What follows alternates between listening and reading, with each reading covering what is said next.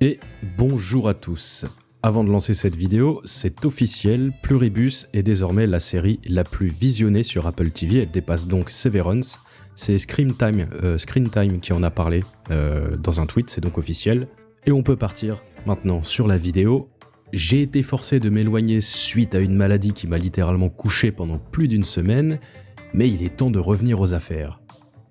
Aujourd'hui, je vous propose donc mon avis sur l'épisode 7 de Pluribus, et je vais brièvement, même très brièvement, revenir sur les épisodes 5 et 6. J'ai aimé le fait que les infectés s'éloignent de Carol et qu'elle se retrouve esseulée, signe que les autres pensent qu'elle est un danger pour eux et qu'ils s'en protègent.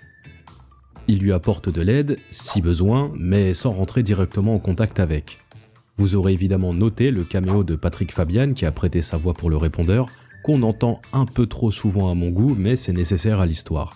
Pour info, la tête qui est sous sac plastique au début de l'épisode 6 est un moule de la tête de Vince Gilligan, comme il le précisait dans un podcast. J'ai d'ailleurs pas mal d'anecdotes concernant la série, mais on y viendra plus en détail avec une vidéo dédiée quand le moment sera venu. Le retour de Kumba Diabaté a fait du bien à l'épisode 6, il se fait un vrai kiff à la James Bond avec la scène du casino. J'ai trouvé cette séquence particulièrement réussie et bien drôle. Kumba qui vit à Las Vegas, c'est juste parfait vu l'excentricité du personnage.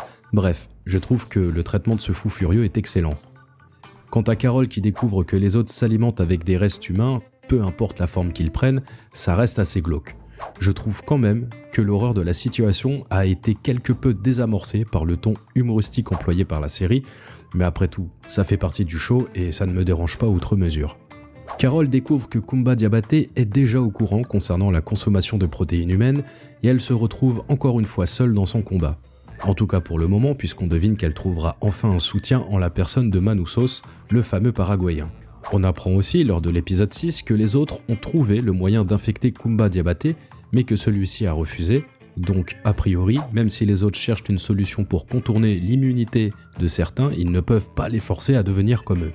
Puisque nous avons parlé du caméo de Patrick Fabian, je suis obligé de parler de celui de John Cena que j'ai trouvé tout simplement exceptionnel. Je ne m'y attendais pas du tout, c'était très drôle. Nous allons maintenant passer à l'épisode 7 en sachant que c'est le dernier épisode auquel la presse a eu accès avant tout le monde. J'imagine donc que les deux prochains réserveront des surprises, en tout cas je l'espère, car je pense que la saison 1, bien qu'excellente ou très bonne, ça dépend des moments, a besoin d'un petit quelque chose pour lui donner un petit coup de fouet avant de se conclure.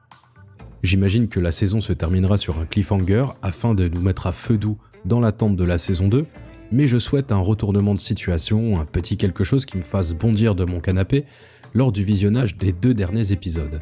Mais bref, revenons à cet épisode 7. Carol s'occupe comme elle peut et semble prendre du bon temps avec une partie de golf, un petit tour dans les sources chaudes et en visitant le musée Georgia O'Keeffe, ce qui vous rappellera Breaking Bad puisque Jesse et Jane le visitent, comme le révélait un flashback lors de la saison 3. Revenons donc à Carol qui, lors d'une scène avec des feux d'artifice, se laisse aller et passe près soit de la mort, soit d'une blessure qui aurait pu être très grave, ce qui traduit un profond mal-être dû à la solitude. La scène nous montre qu'elle n'en a plus rien à faire, son comportement destructeur et dangereux l'amène à s'y résoudre. Elle a besoin d'une présence et plus particulièrement de celle de Zosha, comme le révèle le message qu'elle peint sur le bitume devant chez elle. Ce comeback résonne fort et j'ai trouvé les retrouvailles entre Carol et Zosha très touchantes. Zosha est maintenant hors de danger et accepte de revenir près de Carol, elle qui s'est retrouvée aux portes de la mort à cause des décisions maladroites de Carol. Quant à Manousos Oviedo, il entreprend un voyage du Paraguay jusqu'au Nouveau-Mexique, lui aussi dans la solitude la plus absolue, refusant l'aide des autres. Sur la longue route qui doit le mener à Carol, il apprend les rudiments de l'anglais. Hélas, le pauvre s'empalera sur un palmier dans la jungle hostile du Panama, malgré les avertissements des autres. Il sera secouru suite à une perte de connaissance causée par une infection, et il sera certainement amené chez Carol une fois qu'il sera remis de ses blessures, et donc de cette infection. Je vais conclure en disant que Pluribus prend son temps avant une rencontre entre Carol et Manousos qui, je l'imagine, donnera un coup de fouet au plan de Carol. Si celle-ci semble à l'arrêt concernant son plan, 2 cerveaux valent mieux qu'un, et ils trouveront peut-être une idée tous les deux. Ce qui se dégage de cet épisode, c'est que malgré leur farouche envie d'éviter les autres, Carol et Manousos ne peuvent vivre totalement seuls.